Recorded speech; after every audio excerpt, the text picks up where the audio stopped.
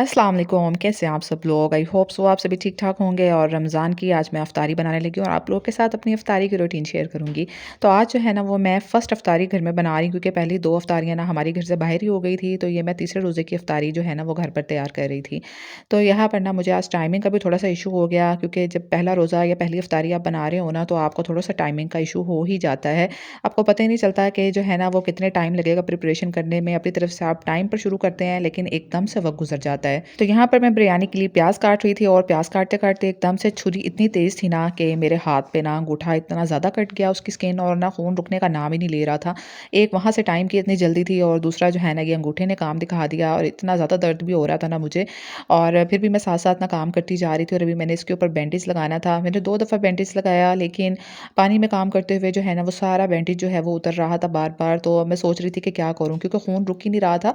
तो मैंने क्या किया फिर उसके ऊपर ना अच्छे से कॉटन लपेट के ऊपर रबड़ बैंड लपेट लिया। मैंने कहा इस तरह ना वो ज़ख्म दब जाएगा और उसका ब्लड जो है ना वो भी रुक जाएगा। आज जो है हमारी इफ्तारी के मेन्यू में बन रही थी बिरयानी और बिरयानी ना काफ़ी दिनों से बच्चे डिमांड कर रहे थे कि फ़र्स्ट इफ्तारी पे हम लोग बिरयानी बनाएँगे, लेकिन हमारी 2 इफ्तारियाँ बाहर हो गई थी इसलिए बिरयानी बन नहीं सकी। सो मैंने सोचा चलो आज बिरयानी बनाते हैं, साथ में दही भल्लियाँ बना लेते हैं, साथ में हम बनाएँगे चिकन टिक्का सैंडविचेज़ और साथ में हम लोगों ने जो है ना वो चाइनीज़ रोल बना लिए थे। यहाँ पे माशाल्लाह हादी और हुरिया दोनों आ गई थी मेरी हेल्प करवाने के लिए और मैं ना इनको चीज़ें बना के देती जा रही थी और इन्होंने काफ़ी छोटे-मोटे काम करवाया और मेरी इतनी अच्छे से हेल्प करवाई ना इन दोनों ने आज माशाल्लाह माशाल्लाह। और यहाँ मैं आप लोगों के साथ एक बात शेयर करना चाहूँगी, कभी भी किसी को इफ्तारी के टाइम विज़िट करने मत पहुँच जाया करें अचानक से। बहुत से लोग होते हैं ना कि वो अचानक से फ़ोन किए बगैर फ़ौरन इफ्तारी के टाइम पे पहुँच जाते हैं। उस टाइम पे अक्सर घर वाले जो होते हैं ना उन्होंने अपने घर वालों के लिए सिर्फ़ खाना बनाया होता है उतना का जो कि वो इफ्तारी के टाइम पे खा सकें। क्योंकि हम लोग अक्सर यही करते हैं ना कि हम लोग सुबह के लिए खाना नहीं बचाते, बस उतना ही खाना बनाते हैं जो हमारा इफ्तारी के टाइम पे सब लोग आसानी से खा सकें।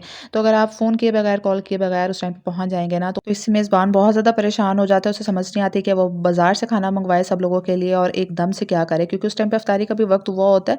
तो इसलिए कोशिश किया करें कि जब भी किसी को विज़िट करने जाएँ ना रोज़ों में तो उसे 2 से 3 घंटे पहले लाज़मी कॉल कर दिया करें कि आप उनको विज़िट करने के लिए जा रहे हैं।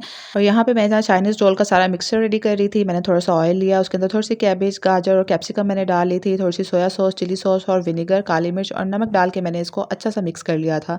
बस साथ ही जो है ना वो मेरे बिरयानी के राइस भी रेडी हो गए थे और यहाँ पे मैं बस राइस में चम्मच हिला रही थी और बच्चों को मैंने दे दिया था, बच्चे रोल्स बना रहे थे और मैं यहाँ पे ना मैरिनेशन करने लगी थी चिकन की क्योंकि मुझे चिकन टिक्का सैंडविचेस बनाने थे।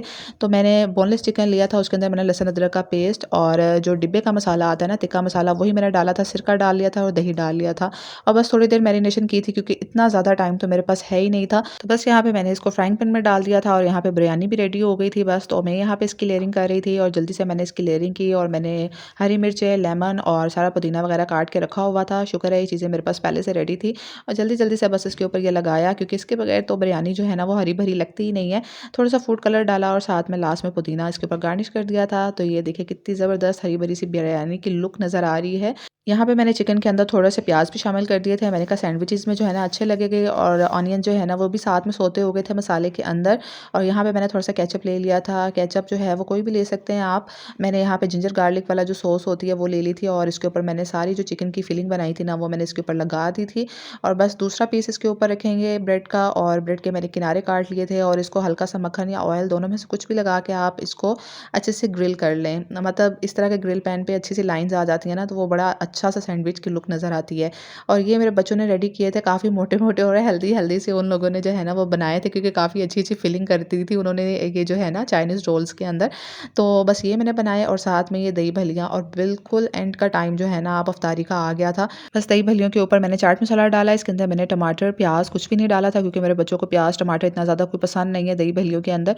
तो मैंने बस यही डाला था जो मेरे बच्चों को पसंद है और साथ में बिरयानी भी रेडी हो गई थी। बिरयानी मैंने डिश में सर्व की और सारा खाना हमने ना एक साथ ही रख लिया था। कुछ भी हम बाद में नहीं रखते हैं कि मतलब पहले जो है वो थोड़ा-सा स्नैक्स वगैरह खा लें और बाद में मेन मील खाएँ।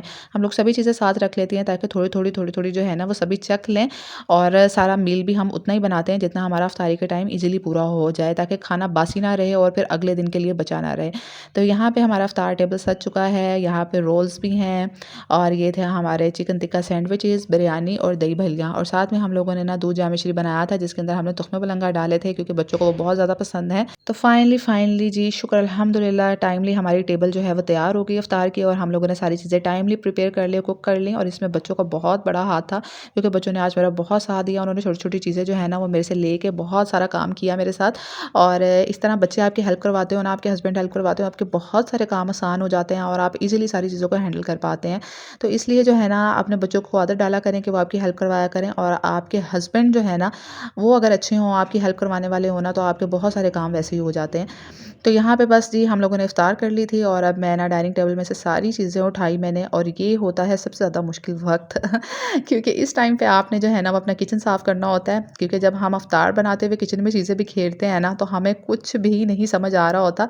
इतनी चीज़ें हम बिखेर देते हैं ना किचन में, ये तो हमें बाद में पता चलता है जब हम किचन समेटने लगते हैं, कि किचन में ना पूरा एक फ्रिज की चीज़ें और मसालों के डब्बे और पता नहीं क्या-क्या हम लोग ना इफ्तारी के टाइम पे बगैर सोचे-समझे रख देते हैं। लेकिन जब हम उसको उठाते हैं ना तो फिर हमें समझ लगती है। लेकिन फिर क्या करें ना, इफ्तार के टाइम पे कुछ समझ ही नहीं आ रहा होता है, आपने जल्दी-जल्दी इफ्तार भी बनानी होती है। तो यहाँ पे मैंने ना इतने सारे मेरे बर्तन हो गए थे, और ये सारे इफ्तार के बर्तन थे। हालाँकि इफ्तार से पहले मेरा किचन बिल्कुल साफ़, नीट एंड क्लीन था। तो यहाँ पे मैंने सारे बर्तन धोए और उनको सारों को मैंने एक साइड पे रखा ना, और बर्तन जब सारे अच्छे से ड्राई हो जाते हैं ना, तो उसके बाद ही मैं सारे उनको जोड़ती हूँ और अपनी-अपनी जगह पे रखती हूँ। तो यहाँ पे मैंने ना स्टोव भी साफ़ कर लिया था, और स्टोव मैं ना डेली बेसिस पे कोशिश करती हूँ कि मेरा साफ़-सुथरा, नीट एंड क्लीन रहे ना, क्योंकि मुझे गंदा स्टोव बिल्कुल अच्छा नहीं लगता है कि ऑयली हो और हफ़्ते में 1 आधी दफ़ा साफ़ करें ना, तो मैं साथ-साथ स्टोव भी साफ़ करती रहती हूँ अपना। तो यहाँ पे मैंने सारी चीज़ें जो डिब्बे वगैरह थे ना, वो एक साइड पे रख लिए थे, काउंटर एक साइड से सारा साफ़ कर लिया था, और अब दूसरी साइड से मैं काउंटर साफ़ कर रही थी। तो बस यहाँ पे मैं डाइनिंग टेबल साफ़ करूँगी, और घर रात को नीट एंड क्लीन टाइडी करके सोना, तो सुबह फिर सहरी के टाइम पे एक अच्छी फीलिंग आती है कि सब कुछ साफ़-सुथरा है ना। और सहरी के टाइम पे भी हाउसवाइफ़ अक्सर तहज्जुद पढ़ रही होती हैं, क्योंकि ये मौका रोज़-रोज़ तो नहीं मिलता ना आपको। आप लोग सहरी करने उठते हैं और तहज्जुद का भी वक़्त होता है, कितना ही बाबरकत टाइम होता है, तो आप कहते हैं कि यार सहरी बनानी है तो हम तहज्जुद की नमाज़ भी पढ़ लें, तो फिर सहरी में भी इतना ज़्यादा वक़्त नहीं होता कि आप इतने सारे काम कर सकें ना। तो यहाँ पे मैंने टेबल भी साफ़ कर लिया था, बिल्कुल साफ़-सुथरा हो गया था, वहाँ से मैंने झाड़ू भी लगा दिया था, ताकि जो भी लेफ्ट ओवर या कूड़ा-कचरा वगैरह नीचे गिरा हुआ ना अच्छे से साफ़ हो जाए।